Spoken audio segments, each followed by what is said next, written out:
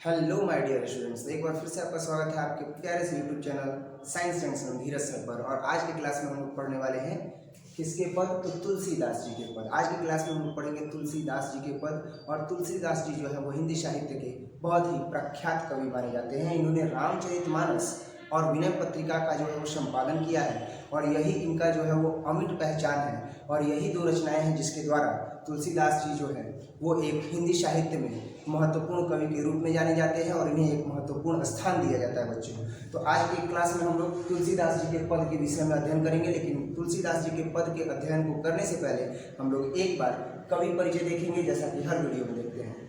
ठीक है बच्चों, तो स्टार्ट करते हैं। आज जो है वो हम लोग पढ़ेंगे तुलसीदास जी के पद। और सबसे पहले कवि परिचय। तुलसीदास जी का जो जन्म है बच्चों वो कब हुआ था? तो तुलसीदास जी का जो जन्म है वह 1543 ईस्वी में हुआ था बच्चों। तुलसीदास जी का जन्म 1543 ईस्वी में हुआ था और इनकी मृत्यु 1623 ईस्वी में हुई थी। इनका जो जन्म स्थान है अर्थात इनका जो जन्म हुआ है वह उत्तर प्रदेश राज्य के बांदा जिले के राजापुर गांव में हुआ है बच्चों। और इस प्रकार से हम देख क्या रहे हैं कि 1543 ईस्वी में तुलसीदास जी का जन्म हुआ है उत्तर प्रदेश के बांदा जिले के राजापुर नामक गांव में हुआ है। साथ ही साथ इनका जो मूल नाम है वो राम बोला है। राम बोला जो है इनका मूल नाम है। राम बोला नाम जो है वो इसलिए पड़ गया क्योंकि ये राम राम जो है वो कहा करते थे। ठीक है, और भी जो है वो दंत कथाएं हैं। दंत कथाएं ये हैं, दंत कथा का मतलब होता है कि जो मौखिक रूप से कहानियां प्रचलित होती हैं उन्हें दंत कथा कहते हैं। जिसमें कोई भी जो व्यक्ति होता है वो दंत कथाओं का मतलब कि दंत कथा सुन करके ही और उस कहानी को एक पीढ़ी से दूसरी पीढ़ी तक लेकर के जाता है और वो जो कहानी है वो जन जनमानस तक जो है वो व्याप्त होती है। तो इनका जो नाम है राम बोला वो इसलिए पड़ा क्योंकि ऐसा कहा जाता है कि जब ये बचपन में कुछ बोल नहीं पा रहे थे तो सबसे पहला शब्द जो इन्होंने बोला अपने जीवन में वो राम बोला। इसीलिए सब लोगों को इंतजार था कि ये कुछ बोले, लेकिन ये बोल ही नहीं पा रहे थे। मतलब बच्चे थे तो ये बोल नहीं पा रहे थे और काफ़ी समय ले रहे थे बोलने के लिए। कुछ बच्चे होते हैं ना जो काफ़ी देर से सीखते हैं बोलना, तो उसी प्रकार से इनकी भी स्थिति थी। लेकिन जब इन्होंने पहला शब्द बोला तो राम बोला, इसी वजह से इनका जो नाम है वो राम बोला पड़ा। ठीक है बच्चों, इनके माता पिता कौन थे? तो इनकी माता जी का जो नाम था वो हुंसी था और इनके पिताजी का नाम आत्माराम दुबे था। इनकी पत्नी जो थी वो रत्नावली थी और विवाह के कुछ समय के बाद ही वैराग्य के कारण तुलसीदास जी से उनका विछोह हो गया। और प्रतिपालिका जो दासी थी उनकी, प्रतिपालिका दासी का मतलब ये प्रतिपालिका दासी जो है वो कही जाती है बच्चों जो छोटे से बच्चे का जो है वो लालन पालन किया करती थी। मतलब माता तो लालन पालन किया ही करती थी, पोषण किया ही करती थी, लेकिन एक ऐसी दासी होती थी जब माँ अपने अन्य कार्यों में, गृह कार्यों में व्यस्त रहा करती थी तो उस समय एक दासी होती थी जो बच्चे की देख रेख किया करती थी, माँ के समान ही उसका लालन पालन किया करती थी। उन्हें ही जो है वो कहा जाता है प्रतिपालिका दासी। तो प्रतिपालिका दासी जो थी इनकी वो थी चुनिया, जिसने जन्म के बाद परिवार द्वारा परित्यक्त होने पर पालन पोषण किया था। इनके जो दीक्षा गुरु थे बच्चों वो थे नरहरिदास सूकर खेत के वासी और गुरु ने जो है वो विद्यारंभ करवाया था। और इनके जो शिक्षा गुरु थे बच्चों वो थे शेष सनातन और काशी के विद्वान। शेष सनातन और काशी के विद्वान जो थे ये इनके शिक्षा गुरु थे। बाकी इनके दीक्षा गुरु जो थे वो थे नरहरिदास सूकर खेत के वासी और इनके गुरु ने जो है इनका विद्यारंभ। अब आप एक चीज देखिए, दीक्षा गुरु जो है वो कौन है? नरहरिदास। तो प्रश्न पूछा करता है कि तुलसीदास जी के दीक्षा गुरु कौन है? अगर ऑप्शन में नरहरिदास दिया है तो नरहरिदास इसका जवाब हो जाएगा। सुकर खेत के वासी दिया है तो सुकर खेत के वासी इसका जवाब हो जाएगा। और गुरु ने विद्यारंभ करवाया। इस प्रकार से हम देखते क्या है कि इनके जो दीक्षा गुरु है वो नरहरिदास है और सुकर खेत के वासी है और इनके गुरु थे जिन्होंने विद्यारंभ करवाया था। इनके जो शिक्षा गुरु है वो है शेष सनातन काशी के विद्वान। और इनके जो शिक्षा है यानी कि इनकी जो शिक्षा हुई है, इन्होंने किन किन चीज़ों की जो है वो शिक्षा ग्रहण की है उसके बारे में चर्चा किया जाए तो इन्होंने चारों वेद का जो है वो शिक्षा ग्रहण किया है। इसके बाद संघ दर्शन का जो है वो अध्ययन किया है, इतिहास का अध्ययन किया है, पुराण स्मृति या काव्य आदि की शिक्षा काशी में रह करके 15 वर्षों तक अध्ययन किया है बच्चों। यानी गोस्वामी तुलसीदास जी ने जो है वो 15 वर्ष तक काशी में रह करके अध्ययन किया है, वेदों का अध्ययन किया है, संघ दर्शन किया है, इतिहास का अध्ययन किया है, साथ ही साथ पुराण और स्मृति और काव्य आदि का जो है वो शिक्षा 15 वर्ष तक ये प्राप्त किए हैं। इनका निर्णायक घटना क्या रहा है? तो निर्णायक घटना ये रहा है बच्चों कि ये अपनी पत्नी से जो है वो प्रेम बहुत ज़्यादा करते थे, लेकिन जब जब पत्नी के द्वारा इनको धिक्कार दिया गया, फटकार दिया गया, तो ऐसी स्थिति में जो है ये अब वहाँ से उस अपने जीवन से, जिसमें ये एक वैवाहिक जीवन जी रहे थे, उस जीवन से ये अपना मुख मोड़ लेते हैं और इसके बाद ये वैराग्य की ओर चले जाते हैं, अर्थात ये साधु संत बन जाते हैं, योगी बन जाते हैं और सत्य की खोज में जो है वो चले जाते हैं, साधु संतों के साथ ही रहते हैं। तो जब पत्नी के द्वारा इन्हें धिक्कार दिया जाता है तब ये जो है वो एक निर्णायक घटना आती है। तो यही चीज़ यहाँ पर भी होता है। निर्णायक घटना का मतलब क्या होता है बच्चों? निर्णायक घटना का मतलब होता है, अभी देखे हैं कि निर्णायक घटना का मतलब होता है कोई किसी का अपमान कर दिया और वो उससे प्रेरणा लेकर के और खूब मेहनत करके और आगे बढ़ गया।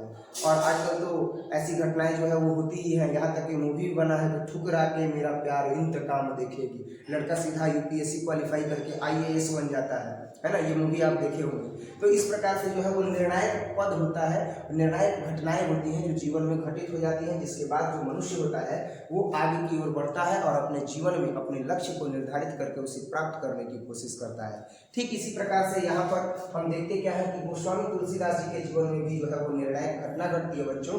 काशी में विद्या अध्ययन के बाद जन्मभूमि आकर के कथावाचक व्यास बन गए तुलसीदास जी और दीनबंधु पाठक और से प्रभावित होकर के अपनी पुत्री रत्नावली से विवाह कर दिया। दीनबंधु पाठक जो थे इनके ससुर थे और दीनबंधु पाठक ने जब इनके व्यक्तित्व को देखा, इन्हें समझा, तो इनसे प्रभावित होकर के अपनी पुत्री जो है रत्नावली, उसकी शादी कर दी बच्चों। साथ ही साथ पत्नी से प्रगाढ़ प्रेम इन्हें हो गया और आसक्ति के कारण फटकारे जाने पर विरक्त हो गए, अर्थात इन्हें पत्नी से जो है वो ढेर सारा प्रेम हो गया।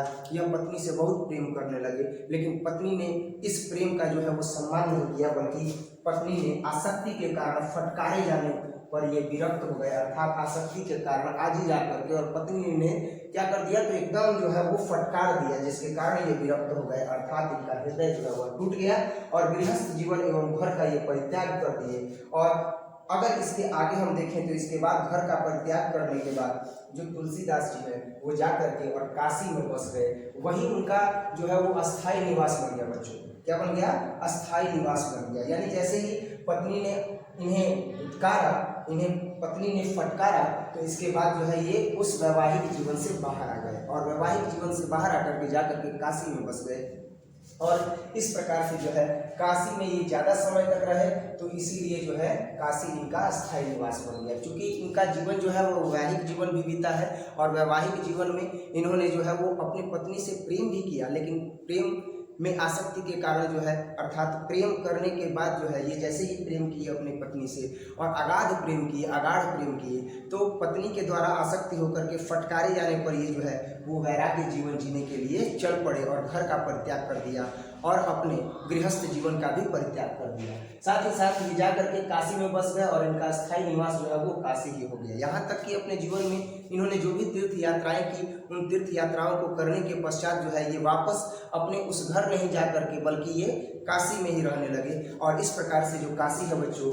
वो तुलसीदास जी का जो है वो अस्थायी निवास बन गया। इन्होंने जो है वो अनेक जो है वो क्या किया, तो यात्राएं की। इन्होंने कौन कौन सी तीर्थ यात्राएं की, तो शुकर खेत की जो है वो यात्राएं की हैं, अवध की यात्रा की, चित्रकूट, प्रयाग, मथुरा, वृंदावन, कुरुक्षेत्र, हरिद्वार, बद्रीनाथ, नैमिषारण्य, मिथिला, जगन्नाथ, पुरी, रामेश्वर आदि प्रमुख तीर्थों की यात्राएं समय समय पर की और काशी वास करते हुए ही संपन्न की, अर्थात काशी में रहते हुए ही जो है इन्होंने इन यात्राओं को संपन्न किया। इनके जो मित्र थे और जो इनके स्नेही थे, मित्र और स्नेही का मतलब मित्र भी हैं और साथ ही साथ स्नेही है, अर्थात स्नेह जो है वो इनसे लगा हुआ है। वो कौन कौन थे, तो वो थे अब्दुल रहीम खान खाना, महाराजा मान सिंह, नाभादास, दार्शनिक मधुसूदन सरस्वती, टोडरमल आदि जो है वो इनके मित्र थे और इनके स्नेही थे। इनकी जो कृतियाँ हैं बच्चों, कृतियाँ का मतलब जो इन्होंने रचित किया है, रचना दिया है हिंदी साहित्य को, उन कृतियों के बारे में जानेंगे। तो उनकी जो कृति है वो स्वामी तुलसीदास जी की जो कृति है वो है रामलला नहछु, वैराग्य संदीपनी, पर्वे रामायण, पार्वती मंगल, जानकी मंगल, रामाज्ञा प्रश्न, दोहावली, कवितावली, गीतावली, श्री कृष्ण गीतावली, रामचरितमानस, विनय पत्रिका और विनय पत्रिका के अतिरिक्त, इसके अतिरिक्त जो है वो बच्चों उन्होंने 44 छंदों की हनुमान बाहुक रचना को कवितावली का ही अंग माना है। या इनके अतिरिक्त जो ये रचनाएं किए हैं, पार्वती मंगल गीतावली, रामचरितमानस, विनय पत्रिका और भी ये दोहावली, गीतावली, कृष्ण गीतावली, श्री कृष्ण गीतावली, कवितावली, वैराग्य संदीपिनी, इन सब के अतिरिक्त बच्चों 44 छंदों की जो हनुमान बाहुक रचना है उसे भी कवितावली का ही अंग माना जाता है। उसे स्वतंत्र करने पर कुल जो है वह 13 छोटी बड़ी कृतियां हो जाती हैं और इसके अतिरिक्त कुछ अन्य कृतियां भी इनकी बताई जाती हैं, जो कुल जो है वो 12 या 13 कृतियों की प्रामाणिकता असंदिग्ध हो जाती है। यानी इसके अतिरिक्त कुछ अन्य कृतियां भी जो है वो गोस्वामी तुलसीदास जी की बताई जाती है, लेकिन कुल 12 या 13 जो कृतियां हैं उसकी प्रामाणिकता अभी असंदिग्ध है, अर्थात उसकी प्रामाणिकता संपादित नहीं हुई है, अर्थात उसकी प्रामाणिकता जो है वो प्रदर्शित नहीं की गई है कि उसकी रचना जो है वह गोस्वामी तुलसीदास जी ने की है। इस प्रकार से हम देखते हैं बच्चों कि इन्होंने जो है वो रामचरितमानस और विनय पत्रिका का भी जो है वो संपादन किया है। और अब इनके मानस का रचना समय हम लोग देखेंगे, क्योंकि इनके जीवन में सबसे महत्वपूर्ण जो रचना है वो मानस ही है। मानस का मतलब बच्चों रामचरितमानस की बात की जा रही है। तो रामचरितमानस का जो रचना आरंभ है वो रचना आरंभ की तिथि जो है वह 1631 ईस्वी है बच्चों। क्या है? 1631 ईस्वी है। और 1631 ईस्वी के बाद 1574 ईस्वी जो है 1574 ईस्वी की मानी जाती है, ब्रैकेट में दिया गया है, चैत्र शुक्ल नवमी मंगलवार राम जन्म की तिथि पर अयोध्या में कवि की जो है वह कवि की 31 वर्ष की अवस्था में इन्होंने जो है वो रचना आरंभ कर दिया रामचरितमानस का। और इस प्रकार से ये जो रचना है वह 1633 ईस्वी में, 1633 में मतलब ऐसा माना है 1576 ईस्वी में, किसमें बच्चों 1576 ईस्वी में अगहन शुक्ल पंचमी राम विवाह की तिथि को कुल 2 वर्ष 7 माह 26 दिन में पूरा कर दिया इन्होंने। रामचरितमानस को इन्होंने कितने दिन में पूरा कर दिया लिख करके? हिंदी में 2 वर्ष 7 माह 26 दिन में इन्होंने लिख करके और पूरा कर दिया। ठीक है बच्चों। अब इनका व्यक्तित्व अगर देखा जाए कि इनका व्यक्तित्व कैसा है, तो इनका व्यक्तित्व जो है वो मृदुभाषी है। मृदुभाषी का मतलब कि यह मीठा जो है वह बोलते हैं, विनम्र थे, मृदुभाषी थे, गंभीर और शांत स्वभाव के, गौरवपूर्ण सुदर्शन व्यक्ति थे, अर्थात एकदम इनका चेहरा जो है वो ज्ञान के भंडार से चमकता रहता था। जिनके वक्षस्थल पर तुलसी की बड़ी बड़ी गुड़ियों वाली माला रखते थे, अर्थात तुलसी जी की माला जो है ये पहने रखते थे। वे कौपीन पहनते थे। राम शब्द के रा अक्षर का उच्चारण सुनते ही यह रोमांचित हो उठते थे। राम जी से इनको इतना प्रेम था, राम शब्द के रा अक्षर को जैसे ही सुनते थे बच्चों तो रोमांचित हो जाते थे और राम राम राम राम कहने लगते थे बच्चों। इस प्रकार से जो है अपन देखते हैं कि राम शब्द के रा पद का उच्चारण सुनते ही यह रोमांचित हो उठते थे। अपना प्रसिद्ध पद भरत भय ठाढ़े कर जोरी, भरत भय ठाढ़े कर जोरी, अनुराग भरे प्रगाढ़ स्वर में गद कंठ से ये गाया करते थे। और इस प्रकार से इनका व्यक्तित्व परिचय जो है वो समाप्त हुआ।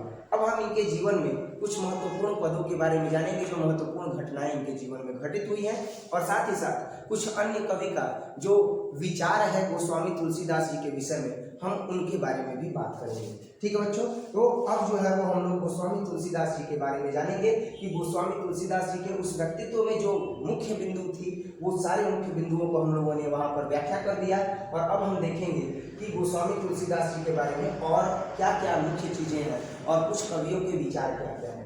तो गोस्वामी तुलसीदास हिंदी के शीर्षस्थ जातीय महाकवि हैं और सार्वभौम काव्य प्रतिभा से संपन्न महाकवि पर और इनके काव्य पर हिंदी भाषा, साहित्य और समाज को गर्व है। मतलब ये जो महाकवि हैं, इन महाकवि पर और साथ ही साथ इनकी रचनाओं पर, इनके पदों पर हिंदी साहित्य को बड़ा गर्व है, हिंदी साहित्य और समाज को बड़ा गर्व है। हिंदी समाज और संस्कृति पर इनकी छाप गहरी और अमिट है बच्चों। अर्थात इन्होंने हिंदी साहित्य को जितना भी दिया है वो बहुत ज़्यादा है और उस योगदान को भुलाया नहीं जा सकता है। अर्थात हिंदी समाज और संस्कृति पर इनकी छाप गहरी और अमिट है, अर्थात इनकी रचनाओं को भुलाया नहीं जा सकता है, इनकी रचनाओं को छुपाया नहीं जा सकता है, वो अमिट है, वो कभी भी मिटेंगी नहीं। गोस्वामी तुलसीदास हिंदी के मध्यकालीन भक्ति काव्य की सगुण भक्ति धारा की राम भक्ति शाखा के जो है वो कवि है, राम भक्ति शाखा के प्रधान कवि है बच्चों। प्रश्न पूछता है कि गोस्वामी तुलसीदास किस काल के कवि हैं, तो मध्यकालीन काल के कवि हैं। गोस्वामी तुलसीदास किस काल के कवि हैं, तो भक्ति काल जब चल रहा था तो उसमें ये मध्यकालीन जो है वो मध्यकालीन काल के कवि हैं। और ये भक्ति काव्य की सर्वोच्च भक्ति धारा की राम भक्ति शाखा के जो है वो कवि हैं, अर्थात इनकी रचनाओं में जो है वो राम जी का जो है वो वर्णन मिलता है बच्चों। साथ ही साथ उनका महाकाव्य जो है वो रामचरितमानस हिंदी की श्रेष्ठतम प्रबंधात्मक कीर्ति है, जिसमें संपूर्ण परंपरा, युग जीवन, समाज एवं संस्कृति की समन्वित संश्लिष्ट अभिव्यक्ति हुई है। अर्थात इन्होंने रामचरितमानस के माध्यम से बच्चों समाज में जितने भी परंपराएं हैं उन परंपराओं को, संपूर्ण परंपराओं को और संपूर्ण युग जीवन को, समाज को, संस्कृति को समन्वित संश्लिष्ट करके और उसे अभिव्यक्त किया है। राम कथा को लेकर के लिखे गए काव्यों में आदि कवि वाल्मीकि की रामायण के बाद अगर दूसरा कोई पद आता है, दूसरा कोई काव्य आता है तो वो आता है रामचरितमानस। रामचरितमानस ही सर्वाधिक सफल है, लोकप्रिय है एवं उत्कृष्ट कीर्ति है। शायद इसीलिए आज रामायण पढ़ने पर मानस का ही बोध होता है। ये इतना प्रसिद्ध है बच्चों कि आज अगर हम रामायण कहते हैं तो महर्षि वाल्मीकि जी के रामायण के बाद अगर कोई दूसरा मुख्य रूप से मानव समाज में अगर प्रख्यात है, अगर मुख्य रूप से प्रसिद्ध है तो वो रामचरितमानस है बच्चों। और रामचरितमानस अगर हम रामायण पढ़ें तो वाल्मीकि जी के रामायण का बोध नहीं होता है बल्कि रामचरितमानस का बोध होता है। और रामचरितमानस गोस्वामी तुलसीदास जी के द्वारा लिखा गया है और बहुत ही सुंदर प्रबंधात्मक रूप में लिखा गया है। मानव समाज के संपूर्ण परंपरा, युग जीवन, समाज और संस्कृति की समन्वित संश्लिष्ट अभिव्यक्ति को उसमें प्रदर्शित किया गया है। गोस्वामी जी को वाल्मीकि का अवतार कहा जाता है। कवि कुटुल्य जीव विस्तार हित वाल्मीकि तुलसी भयो, इस प्रकार का जो है वो पद कहा जाता है बच्चों। गोस्वामी जी का जीवन अत्यंत यातना और संघर्ष में गुजरा था। जो बड़े लोग होते हैं, जो महान लोग होते हैं, उनका जीवन संघर्ष में बीता करता है बच्चों। ये भी एक शाश्वत सत्य है। गोस्वामी तुलसीदास जी का जो जीवन है वह भी अत्यंत यातना और संघर्ष में गुजरा था, अर्थात उनका जीवन भी कठिनाइयों से भरा हुआ था। और ऐसे ही कहा जाता कि जब तक अगर व्यक्ति संघर्ष नहीं करेगा तब तक वह बड़ा नहीं बनेगा। तो इस प्रकार से जो है वो हम यहाँ पर भी देखते हैं कि जो गोस्वामी तुलसीदास जी का जीवन है वो अत्यंत यातना और संघर्ष में गुजरा था। बचपन में ही अनाथ होकर के भिक्षाटन करते हुए वे साधुओं की मंडली से जा लगे, मतलब बचपन में ही ये अनाथ हो गए। और जब अनाथ हो गए तो साधु का जो मंडली जा रहा था उसी में भिक्षाटन करने के लिए ये भी शामिल हो गए और उन्हीं के साथ जा लगे और उनके साथ भिक्षाटन करते रहे, अर्थात एक जगह से दूसरी जगह जा करके और भिक्षाटन करते रहे, भिक्षा मांगते रहे। स्वामी रामानंद की शिष्य परंपरा के उनके गुरु ने शिक्षा दीक्षा की व्यवस्था की और युवावस्था में उनका विवाह भी हुआ था। वे कथावाचक की वृत्ति से अपनी गृहस्थी चलाते थे, मतलब इनकी गृहस्थी चलाने के लिए, इनके घर के खर्च वगैरह को उठाने के लिए जो आमदनी का जरिया था वो इनका कथावाचक जो है वह दृष्टिकोण था। ये कथावाचन किया करते थे और उसके परिणाम स्वरूप जो कुछ मिला करता था उससे अपनी गृहस्थी चलाते थे, अपने घर का जो है वो खर्चा उठाते थे।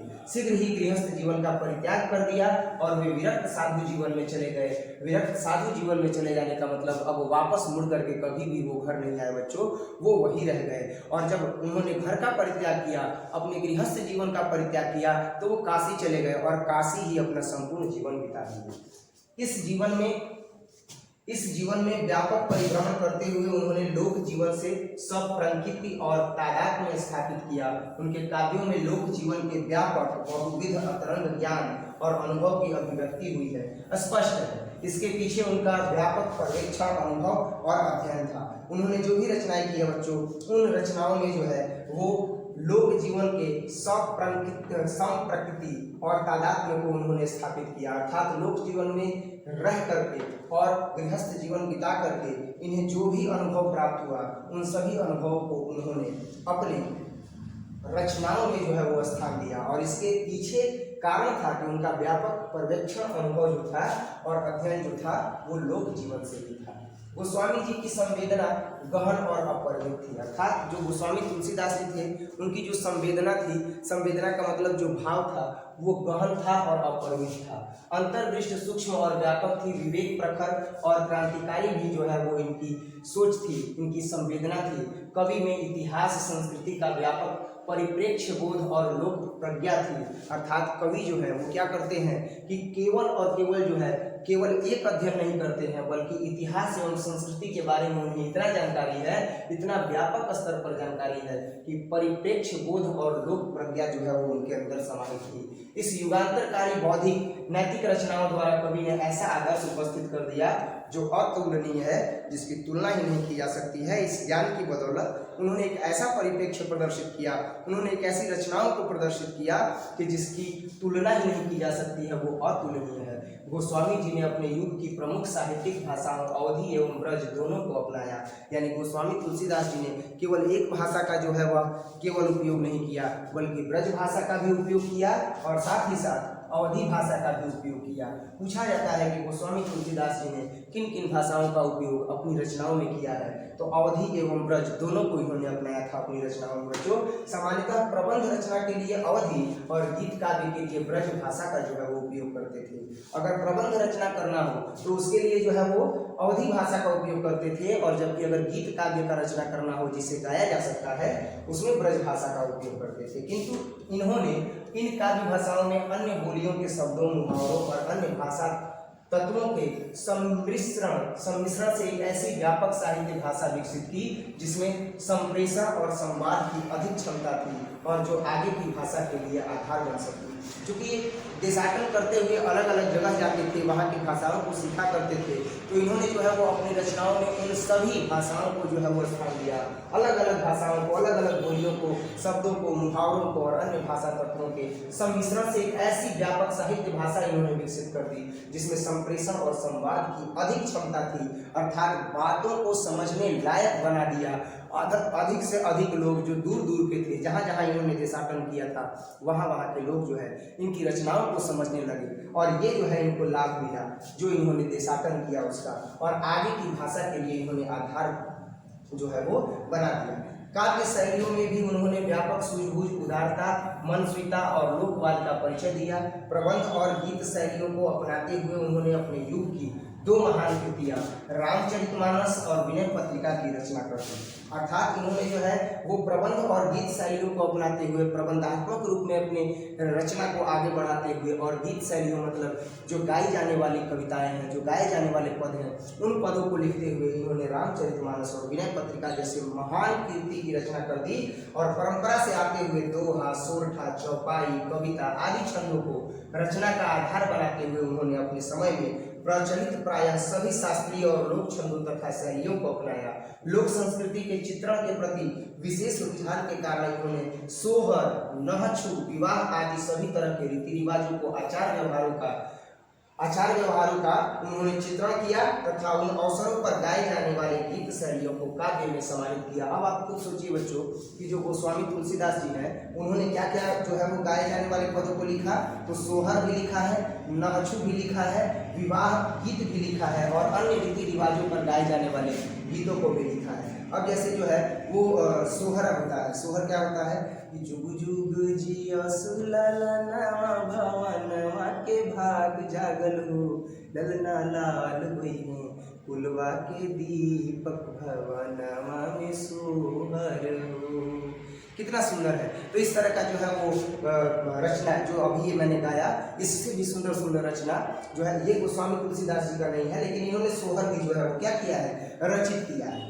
ठीक है, और साथ ही साथ इन्होंने और क्या रचित किया है, तो इन्होंने रचित किया है विवाह गीत। अब विवाह गीत क्या होता है, तो मैथिली भाषा और साथ ही मैथिली भाषा में जो है एक गीत है जो मैं आपको अभी सुनाता हूँ और वो गाली है। हालांकि इन्होंने अवधी एवं ब्रज भाषा में लिखा है और इनके विवाह गीत के बारे में इस पुस्तक में नहीं दिया गया है, लेकिन मैथिली भाषा में एक है कि पूजहु राम दुआरे और सारी गावे गारी, है ना। ऐसा जो है वो एक गीत है कि राम पहुँचे द्वारे, और द्वार पूजा का जो है वो सीन जो है वो दिखाया गया है वहाँ पर कि परिचय हूँ राम और गावहु मुहे गारी हो। तो इस तरह से ये एक जो है वो गाली गायन है। लेकिन आज के समाज में किस तरह की गालियाँ गाई जाती हैं वो आप भली भांति परिचित हैं विवाह के समय में। क्या वैसा गाली गाना अच्छा है? नहीं है। तो गाली गाने की परंपरा है, लेकिन वो प्रेम वात्सल्य से परिपूर्ण होकर के गाली गाने की परंपरा है, न कि उसमें जो है वो मतलब कह सकते हैं कि जो नग्नता है वो प्रदर्शित की जाए,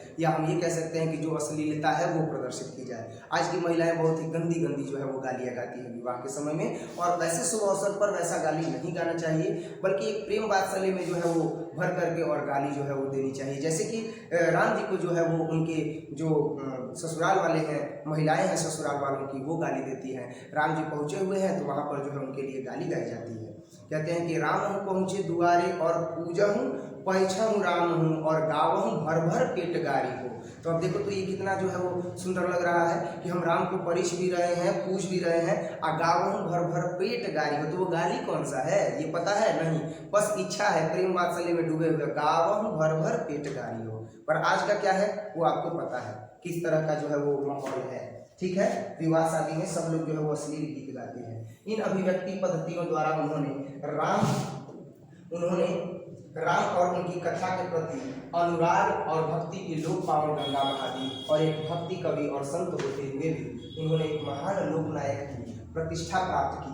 हिंदी जनता के हृदय में शताब्दियों से वो विराज रहे हैं, अर्थात हिंदी पढ़ने वाले लोगों के हृदय में ये विराजमान रहे हैं। गोस्वामी तुलसीदास जी की श्रेष्ठता इतनी है इनकी रचनाओं की कि जब कभी भी इनकी रचनाओं को कोई पढ़ता है तो वो गोस्वामी तुलसीदास जी का जो है वो मुरीद हो जाता है, और लोक जनमानस में जो उनका स्थान उन्हें प्राप्त हुआ है फिर वो कोई स्थान दूसरा व्यक्ति नहीं पा पाया है। इनके विषय में जो विश्वनाथ त्रिपाठी जी है उनका भी मत है। वो कहते हैं कि तुलसी का काव्य जो है वो मध्यकालीन उत्तर भारत का सबसे प्रामाणिक संदर्भ कोश है, और उसमें तुलसी द्वारा देखा और समझा हुआ भारत मौजूद है। क्योंकि इन्होंने देशाटन किया हुआ है तो भारत में अलग अलग राज्यों में ये गए हुए हैं, तो जो जो इन्होंने देखा है उन सारी चीज़ों को अपनी रचनाओं में समाहित किया गया है। तो वही यहाँ बताया गया है विश्वनाथ त्रिपाठी जी द्वारा कि तुलसी का काव्य मध्यकालीन उत्तर भारत का सबसे प्रामाणिक संदर्भ कोश है, अर्थात उसमें प्रमाण है, वो जो जो देखे हैं वो लिखे हैं, सबसे प्रामाणिक संदर्भ कोश है, उसमें तुलसी द्वारा देखा गया और समझा हुआ भारत मौजूद है। इसमें उनकी विषमताएं हैं, अच्छाइयाँ हैं, बुराइयाँ हैं, सुख दुख भी है, और उसकी आशा और आकांक्षा भी मौजूद है। अर्थात उन्होंने अपने जीवन से संबंधित जितनी भी रचनाएं हैं उन रचनाओं में जो है वो अच्छाइयाँ, बुराइयाँ, विषमताएं और सुख दुख को भी जो है वो स्थान दिया है। साथ ही साथ उनकी आशा और आकांक्षा भी उनकी रचनाओं में मौजूद रही है, और उसमें संपूर्ण भारत का जो है वो दर्शन होता है। इसीलिए कहा गया है कि तुलसीदास द्वारा देखा और समझा हुआ भारत उनकी रचनाओं में मौजूद है। ये विश्वनाथ त्रिपाठी जी का कथन है बच्चों। और अब जो है हम तुलसीदास जी के पद का अध्ययन करेंगे। ये पहला पद और ये दूसरा पद। ये जो पहला पद और जो दूसरा पद है बच्चों वो लिया गया है विनय पत्रिका से, और अभी हमने पढ़ा कि रामचरितमानस और विनय पत्रिका इनकी महानतम कीर्ति रचनाओं में से एक है। तो आज हम लोग अध्ययन करेंगे सबसे पहले पद का, और बड़े सुंदर तरीके से अध्ययन करेंगे बच्चों। हालांकि आपने देखा भी था कि इसे गाया किस तरीके से जाता है ना। तो यहाँ पर जो है वो तुलसीदास जी बताते हैं, और तुलसीदास जी जो है अपने परिस्थिति को बताते हैं। किसे बताते हैं? तो इस पद के माध्यम से जो है वो तुलसीदास जी अपनी स्थिति को, यथा स्थिति को, दयनीय स्थिति को, दीनहीन स्थिति को जो है वो माते अम्बे को बताते हैं, अर्थात सीता जी को बताते हैं। और अपने पद के माध्यम से क्या कहते हैं अर्थ जानेंगे बाद में, पहले ये पद पढ़ लेते हैं। तो पद क्या है भाई? तो सबसे पहले तो पद जो है वो हम लोग देखेंगे, क्योंकि तुलसीदास जी की जो रचनाएं हैं वो गायन शैली में जो है वो गाई जाती है, अर्थात उन्हें गाया जाता है। तो अगर हम इस पद को न गाएं तो इस पद का अपमान होगा। तो हम मान सम्मान बनाते हुए, बरकरार रखते हुए तुलसीदास जी की इस रचना को जो है वो गा करके आपको बताएंगे। तो देखते हैं कैसे गाया जाता है। कबहु कयम्ब अवसर पाई, कबहु कयम्ब अवसर पाई। इसका अर्थ हम लोग जानेंगे, पहले एक बार इसको गायन विधि से पढ़ लेते हैं, ठीक है। तो कबहु कयम्ब अवसर पाई, कबहु कयम्ब अवसर पाई, मेरी सुधी ध्याई भी, मेरी सुधी बुद्धि ध्याई भी, कछु करुण कथा चलाई,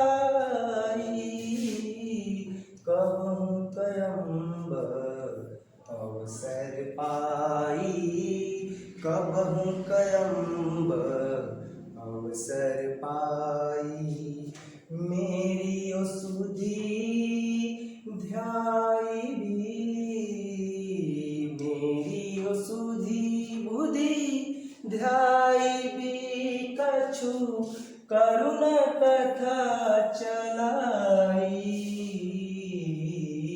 कबहु कयम्ब अवसर पाई कबहु कयम्ब अवसर पाई दीन सब अंग हीन छीन दीन सब अंग हीन छीन मलिन यगी अघाई कबहु कयम्ब अवसर पाई कबहु कयम्ब अवसर पाई दीन सब अंग हीन छीन दीन सब अंग हीन छीन मलिन अघी अघाई कबहु कयम्ब अवसर पाई नाम ले भरे उदर एक प्रभु नाम लेत भरे उदर एक प्रभु दासी दास कहाई कबहु कयम्ब अवसर पाई कबहु कयम्ब अवसर पाई बूझी है सो है कौन बूझी है सो है कौन कहीं भी नाम दशा जनाई कहीं भी नाम दशा जनाई कबहु कयम्ब अवसर पाई कबहु कयम्ब अवसर पाई सुनत राम कृपालु के मेरी सुनत राम कृपालु के मेरी बिगड़ियो बन जाई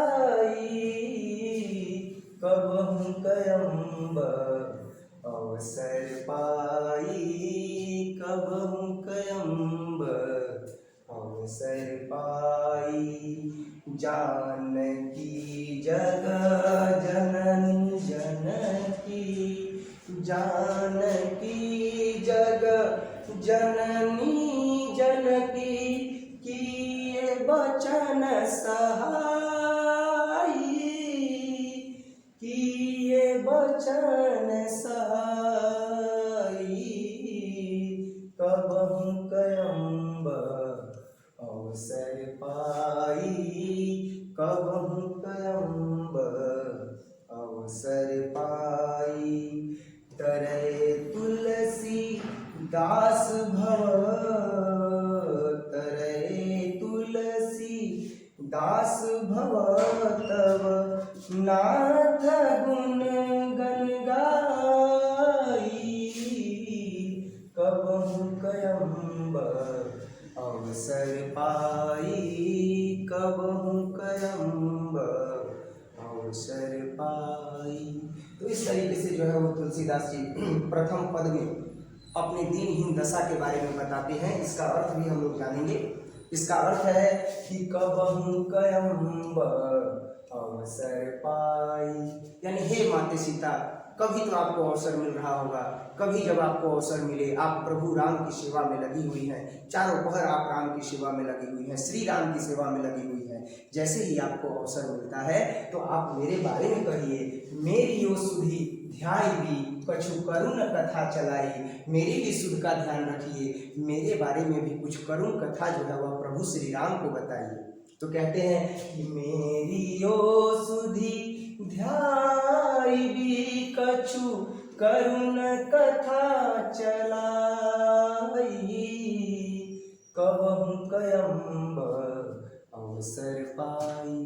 कहते हैं कि हे माँ सीता, आप तो प्रभु राम के जो है वो सेवा शुश्रूषा में लगी हुई हैं, आप भी उनमें जो है वो मग्न हैं और राम की भक्ति में जो है वो आप भी जो है वो लगी हुई हैं, सेवा शुश्रूषा में लगी हुई हैं। मेरा ये सौभाग्य नहीं है, मैं दीनहीन दुखियारा आदमी, मैं दीनहीन इंसान आदमी, मेरे प्रभु राम का जो ध्यान है वो मेरी तरफ खींचने के लिए, हे माँ आप मेरी माँ है, मेरी शुद्धि न्याय भी, मेरी शुद्ध के बारे में भी जो है वो प्रभु श्री राम को बताइए, कुछ तो करुण कथा चलाइए, कुछ तो मार्मिक प्रसंग चलाइए मेरे बारे में, ताकि प्रभु का ध्यान मेरी तरफ हो सके। दीन सब अंग हीन छीना मलिन यज्ञ अघाई। मैं दीन सब अंगहीन हूँ, मेरे अंग अब काम नहीं करते हैं, मैं दीन दुखिया हूँ, अब मेरे अंग जो है वो हे माँ सीते काम नहीं करते हैं। मलिन हूँ, मैं पापी हूँ, मैं दुष्ट हूँ, मैं पापी हूँ। अघी अघाई, मैं पाप से एकदम भरा हुआ व्यक्ति हूँ, मैं पापी हूँ, मैं दुष्ट हूँ, मैं जो है वो दीनहीन व्यक्ति हूँ, मेरे अंग अब काम नहीं करते हैं। लेकिन नाम ले भरे उदर एक प्रभु, नाम ले भरे उदर एक प्रभु, यानी प्रभु का जो है वो नाम लेने से ही मेरा पेट भर जाता है। ये आप बताइए कि मैं उनकी भक्ति में कितना डूबा हुआ हूँ। मैं दीनहीन हूँ, मैं कष्ट जीवन जी रहा हूँ, कठिनाइयों से भरा जीवन जी रहा हूँ, लेकिन जब मैं प्रभु का नाम लेता हूँ तो मेरा पेट भर जाता है, मेरा उदर भर जाता है। और नाम ले भरे उदर एक प्रभु, दासी दास कहाई।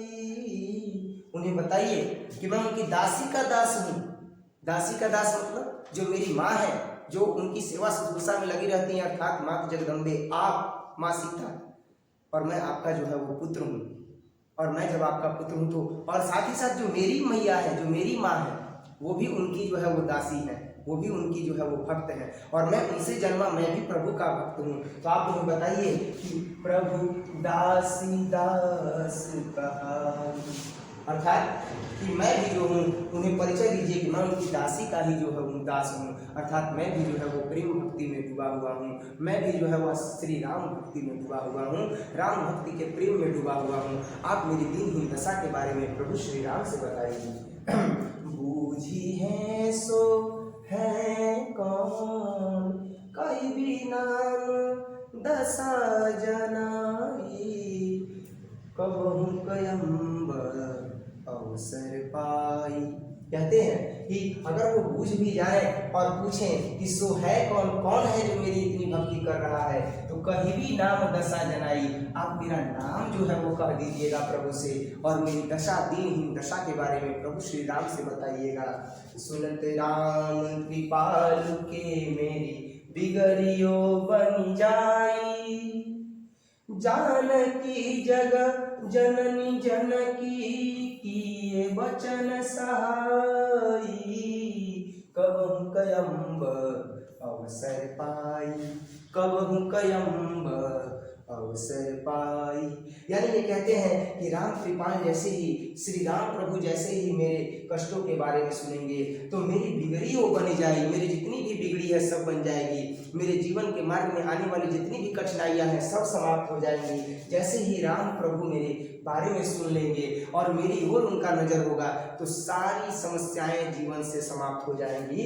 और जानकी जग जननी जनकी, हे जानकी माता, हे सीता माता, आप तो इस जगत की जननी हैं, आप इस जगत की जननी है माँ, किए वचन सहाई, आप अपने वचन से जो है, आप अपने वचन से जो है वो मेरी सहायता करें, किए वचन सहाई, आप अपने वचन से मेरी सहायता करें। कबहु कयम्ब अवसर पाई, जैसे ही अवसर मिलता है तो आप मेरे बारे में प्रभु श्री राम को बताइए, और आप अपने वचनों से जो है वो मेरा एक मदद कीजिए कि प्रभु श्री राम जो है वो मुझे देखें, मेरी यथा जो दीनहीन स्थिति है उसके बारे में देखें। और जैसे ही राम कृपालु जी मेरी तरफ देखेंगे, जैसे ही राम कृपालु जी मेरे बारे में सोचेंगे कि एक दीनहीन उनका भक्त उनको याद कर रहा है, उनके प्रेम वात्सल्य में डूबा हुआ है, तो मेरी सारी बिगड़ी जो है वो बन जाएगी। करे तुलसीदास भव तव नाथ गुण गण गाई, और तब तुलसीदास जो है वह श्री राम प्रभु का जो है वो गुणगान करते हुए इस भव से तर जाएंगे, इस भव के पार लग जाएंगे, इस संसार से जो है वह मुक्त हो जाएंगे।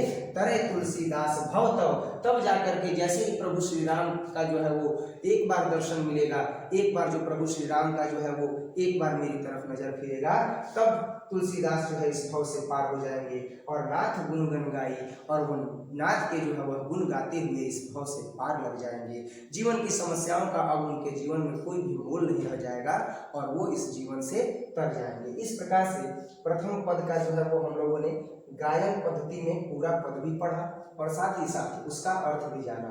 अब दूसरा पद है बच्चों जिसके बारे में हम लोग जानेंगे। दूसरा पद है देखेंगे, ये भी जो है वो विनय पत्रिका से ही लिया गया है और विनय पत्रिका जो है वो गोस्वामी तुलसीदास जी की उत्कृष्ट रचनाओं में से एक है, जिसमें से हम लोगों ने पहले पद में देखा कि गोस्वामी तुलसीदास जी जो है वो अपनी दीनहीन दशा के बारे में कहते हैं।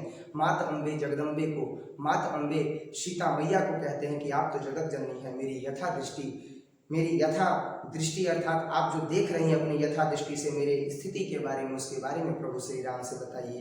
एक बार वो अगर अपनी कृपा दृष्टि मेरी ओर कर दें तो मैं जो है वो इस भव सागर से पार हो जाऊंगा, मेरे जीवन की सारी समस्याएं जो है वो मिट जाएंगी। मैं दीनहीन हूँ, अंगहीन हूँ, अर्थात मेरे अंग अब काम नहीं करते हैं, मैं दुखियारा हूँ, मैं पापी हूँ। प्रभु श्री राम का नाम लेता हूँ तो मेरा उदर भर जाता है, मेरे अंदर केवल यही एक गुण है। तो प्रभु श्री राम से कहिए कि वह एक बार मेरी ओर अपनी नज़र करे और मैं राम नाम जपते जपते इस भव से पार हो जाऊंगा। लेकिन द्वितीय पद में जो गोस्वामी तुलसीदास जी हैं वो भक्ति वात्सल्य को प्रदर्शित करते हुए अपनी भक्ति के भूख को जो है वो प्रदर्शित करते हैं। वो कहते हैं कि उनकी भक्ति की भूख कैसे कैसे समाप्त हो सकती है, इसके बारे में जो है वो बात करते हैं और वो बताते हैं इन पदों के माध्यम से। इन पदों को भी गाया जा सकता है बच्चों, और इन पद को गा करके और फिर से कोशिश करते हैं आप लोगों को समझाने की इस पद को कैसे गाया जाता है। ठीक है, तो अगर आपको ये गायन शैली अच्छा लगा हो तो अब जितने लोग वीडियो देख रहे हैं, जो नए स्टूडेंट हैं वो और जो पुराने स्टूडेंट हैं वो, और साथ ही साथ जो क्लास में पढ़ते हैं, तो क्लास में लगभग जो है वो 45 या 47 लोग पढ़ते हैं, कम से कम उतना लाइक तो जरूर आना चाहिए वीडियो पर।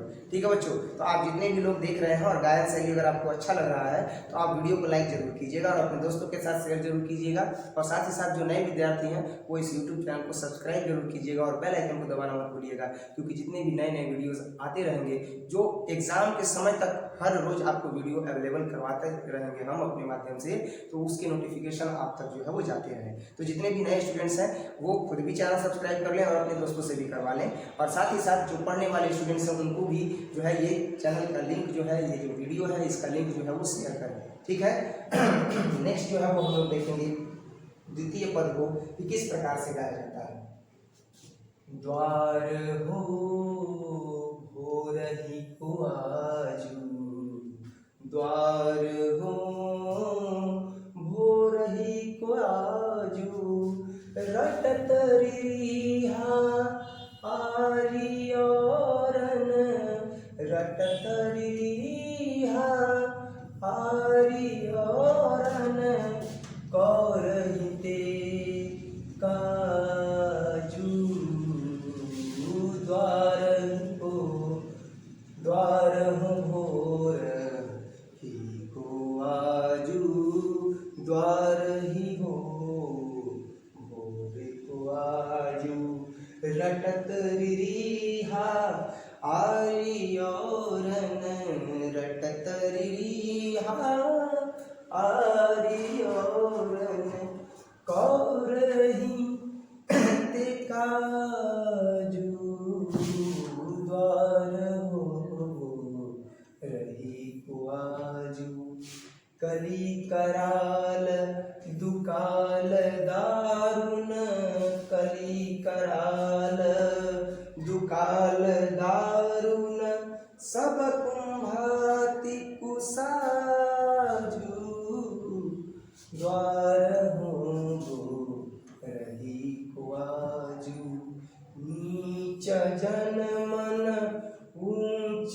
जैसी, नीच जन मन ऊंच जैसी, कोढ़ में की खाजू, द्वार हो रही को आजू, द्वार हो रही को आजू, हरिया में सदय बुझयो, हरिया में सदय बुझयो जाई साधु समाजु, जाई साधु समाजु, द्वार हो रही कुआजू, द्वार हो रही कुआजू। मोह से कहूँ कतहु को, मुँह से कहूँ कतहु को, तीन कहयो कौशल राजू, द्वार हो रही कुआजू, द्वार हो रही कुआजू। दीनता दारिद दलकु, दीनता दारिद दलकु, कृपा बारिध बाजू, दानी दशरथ राय के, दानी दशरथ राय के, तू बानइत सिरताजू, द्वार हो रही कुआजू, द्वार हो रही कुआजू। जन्म को भूखो भिखारी हूँ, जन्म को भूखो, जन्म के भूखारी, जन्म के जो है वो भिखारी है। जन्म के भिखारी क्यों है? क्योंकि पहली बार जो है ये राम बोले थे और इनको शब्द कोई सूझ ही नहीं रहा था कि ये बोले क्या, तो इन्होंने क्या बोला था? राम। इसी वजह से इनका जो है वो राम बोला नाम पड़ा था। तो इस पद में इन्होंने जो है वो ये चीज जोड़ दिया है। क्या जोड़ा है? तुलसीदास जी ने जोड़ दिया है इस पद को कि मैं जन्म से भूखा हूँ राम नाम का, मुझे और कोई शब्द ही नहीं आ रहे थे, मैंने राम नाम पहले लिया है प्रभु। तो कहते क्या है कि जन्म को भूखो भिखारी, जन्म को भूखो भिखारी, हो गरीब निवाजू, द्वार हो रही कुआजू, द्वार हो रही कुआजू। पेट भरी तुलसी, पेट भरी तुलसी, जेवाई भगति सुधा सुनाजू, जेवाई भगति सुधा सुनाजू, द्वार हो रही कुआजू, द्वार हो रही कुआजू। तो इस तरीके से जो द्वितीय पद है उसे गाया जाता है बच्चों। द्वितीय पद का जो अर्थ है वो अब हम लोग देखेंगे कि गोस्वामी तुलसीदास जी इस द्वितीय पद के माध्यम से क्या कहना चाहते हैं। तो गोस्वामी तुलसीदास जी कहते हैं कि द्वार हो रही कुआजू, हे प्रभु श्री राम, मैं सुबह से ही आपके द्वार पर हूँ, सुबह से ही आपके द्वार पर पड़ा हुआ हूँ। रटत रिहा आरी औरन, जैसे अन्य लोग रटते रहते हैं वैसे भी मैं भी जो है वो रट रहा हूँ, अर्थात मैं आपका नाम जो है वो रटते जा रहा हूँ। कौर ही काजू, आप संपूर्ण न सही, कम से कम जैसे थाली में भोजन परोसा जाता है तो एक कौर ही मिल जाता है, वैसे ही आपका संपूर्ण दर्शन तो नहीं हो सकता है, पर एक कौर के समान एक झलक ही आप दिखला देते। कली कराल दुकाल दारुण, इस कलयुग में जो है वो अन्यत्र जो है वो दुर्व्यवहार जो है वो फैल गया है। कली कराल दुकाल दारुण, इस कलयुग में जो है वो कलिका जो है वो अपने स्वरूप में है, काली अवतार जो है वो अपने स्वरूप में है, अर्थात जो कलयुग में कलिका अवतार है, अर्थात कलयुग का प्रभाव जो है वो जनमानस पर व्यापक स्तर पर फैला हुआ है। सब कुम्हार की कुसाजू, और सब लोग एक दूसरे से जो है वो अच्छा व्यवहार नहीं करते हैं। नीच जन, सब नीच जन हो गए हैं इस कलयुग में, पर मन ऊंच पर मैं जो हूँ, मेरा मन भी मान लेते हैं कि नीच है, पर मन जो है वह ऊंचा है। जैसी कोढ़ में की खाजू, जैसे कोढ़ में की खाजू होती है, अर्थात जैसे जिस प्रकार से कीचड़ में कमल खिलता है, जिस प्रकार से कीचड़ में कमल खिलता है, वैसे ही जैसे कोढ़ में की खाद होती है, वैसे ही मेरा भी अगर मन जो है वो ऊंचा है, मान लेते हैं कि नीच जन है इस कलयुग में, पर मेरा मन ऊंचा है, मेरा मन पवित्र है, और मैं जो है इसी वजह से राम नाम जो है वो रटते रहता हूँ कि निश्चल मन से आपकी भक्ति करूँ और आपका एक बार दर्शन हो जाए प्रभु। मैं सुबह से ही जो है वो राम नाम रट रहा हूँ। जैसे जैसे रिरिहा रटते रहते हैं, जैसे पक्षी जो है वो बार बार अपनी आवाज को दोहराते रहते हैं, वैसे ही मैं भी जो है वो राम नाम जपते रहता हूँ। मोह से कहूँ कतहु को, इसके आगे हम लोग देखेंगे कि हरि ही में सदैव बुझयो, मेरे हृदय में ये हमेशा ही जो है वो आभास रहा है कि मुझे राम नाम ही लेते रहना है, राम नाम से ही मैं भव को पार करूंगा। जाई साधु समाजू, तो मुझे लोगों ने कहा कि आप जो है वो साधु समाज में चले जाइए, संत बन जाइए, राम नाम लेते रहिए, आप भव से पार हो जाएंगे।